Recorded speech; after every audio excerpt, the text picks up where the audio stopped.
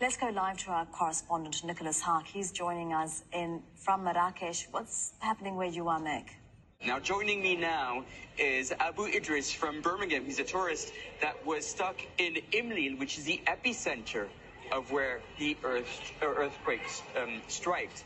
Now, what happened to you when that happened? Well, we were just ready to get into bed. It was just past midnight, and all of a sudden we heard the most horrific banging and sounding noise, which is sounds that I cannot even explain. And the whole building was shaking. And then they say it lasted 50 to 20 seconds. But while we were going through the ordeal, it seemed like it was going on forever.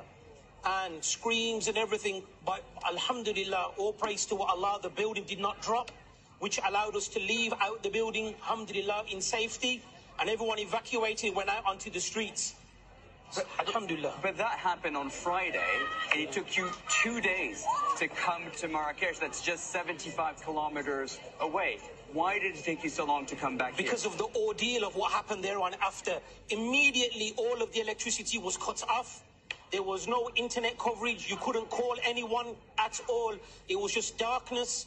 And all of the roads up to Imlil, the Atlas Mountains, are thin, windy roads through the mountain, past huge rocks, such huge rocks that I can't even explain the size, blocked all of the roads. So nothing came into Imlil and nothing left Imlil for 2 days. Now, what's happening in Imlil before you left? Are people trying to rescue people in the rubble? Well, Imlil, in the area where we were, the buildings were intact, there were only cracks. But if you went down 17 kilometers, when we came down finally from Marrakesh, it was horrific sights. Huge boulders of mountain rocks were falling down. Azni is the most hit area. I plead to all the people that are listening to this message now, if you can aid and help the people of Azni and around the outskirts, their buildings and houses are all fallen down.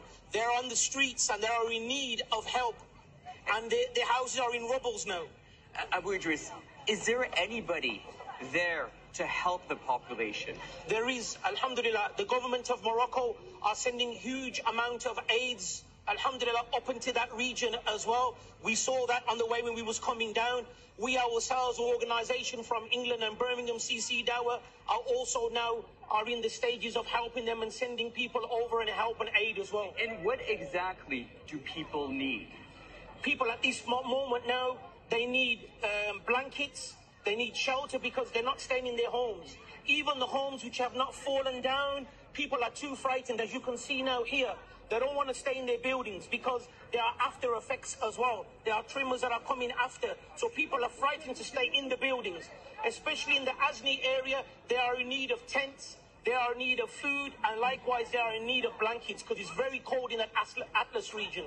Now, had you anticipated when you went out there in the mountains for holidays that it would be like that? Describe to us what Imlil is like. Imlil, normally, for anyone that does not know, Imlil is in the Atlas Mountains close to Tukkal, which people go there for trekking excursions. Very beautiful area, beautiful greenery, waterfalls. So it's normally very quiet. The people are very nice and it's very, very calm. They've never, ever experienced an earthquake. This is their first earthquake. And what does it look like now? Imlil is not that bad. Apart from everyone in panic, it's further down Imlil, 17 kilometers in Azni. It's like almost, if you want to describe, like a war zone. Abu Idrees from Birmingham, thank you very much. You're catching a flight back. Flight back tomorrow. And I would just like to say to the people, remember your Lord, for verily it was only a few seconds. And look at the damage that has happened. It's a wake-up call for everybody. Remember your Lord and your Creator and turn back to Him in prayers and pray for our people that are going through this difficulty. Abu Idrees, thank you very much.